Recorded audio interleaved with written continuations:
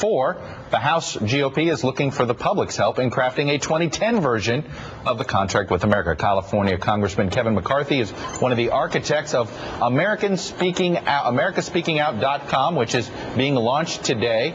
He's also the party's chief deputy whip, and he joins us now. Congressman McCarthy, is it fair that this is basically the beginnings of Contract with America, the sequel?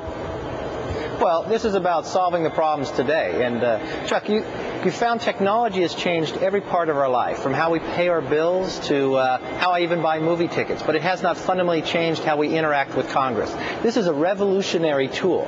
I traveled the country trying to find the best online software. I went out to Microsoft in Washington, and NASA used this to even map the moon. This is great technology that's secure, but allows people to have a vote and allows people to submit an idea or even debate.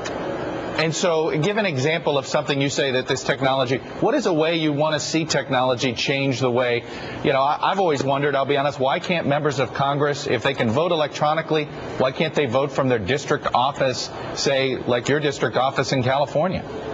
I think that's a great idea. It holds you greater accountable. The more you're home with the people. The best ideas are not in Washington. They're out across the country. And what a better way to understand. Many times a bill is crafted here in Washington, but how does it work on Main Street? Well, you know what? Main Street, we're saying right here. You go to AmericaSpeakingOut.com. You can submit an idea. You can debate an idea. And you can even vote up or down on that idea. And just like when you buy a book on Amazon, say you're debating about inheritance tax. It'll bring up 3 or 4 other issues that other people that like this issue will want to debate as well. It encourages greater debate. So members of Congress will also engage in these discussions. Say you're concerned about the amount of spending. We might fall Paul Ryan on there debating with you as well.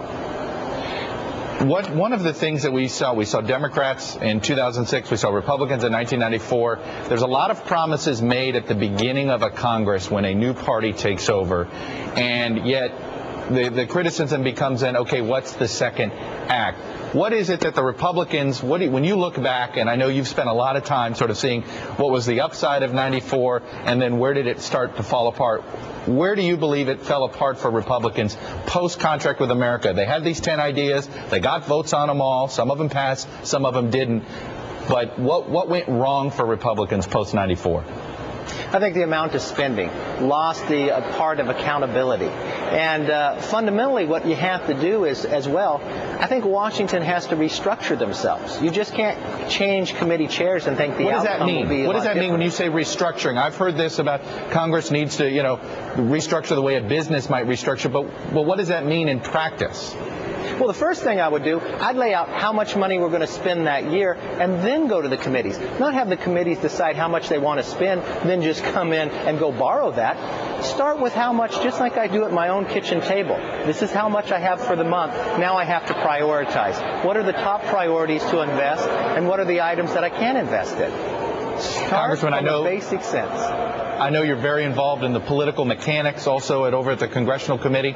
So when you look at what happened in Pennsylvania 12, what is your diagnosis of why Republicans came up short in that special election?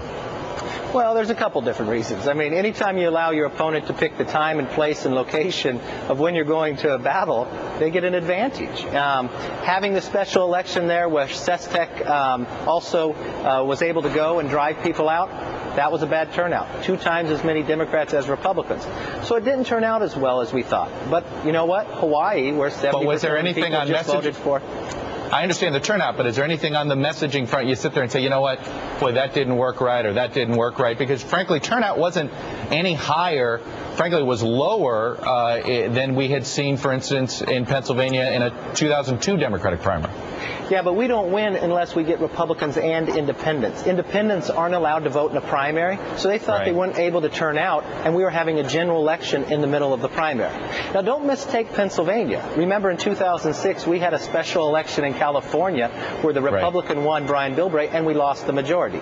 Now, the difference is, could we have responded, our candidate responded differently to the attacks? I think that could have been an improvement. Could our modeling in the polling been a little different than the poll-out? That's something we'd have to analyze, too.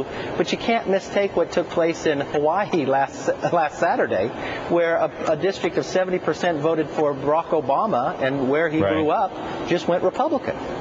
Is in your mind, is the House in play? Do you believe success or failure in November is whether Republicans win control of the House?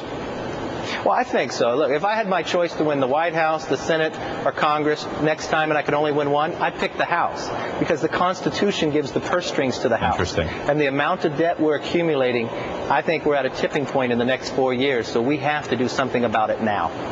All right, Congressman Kevin McCarthy.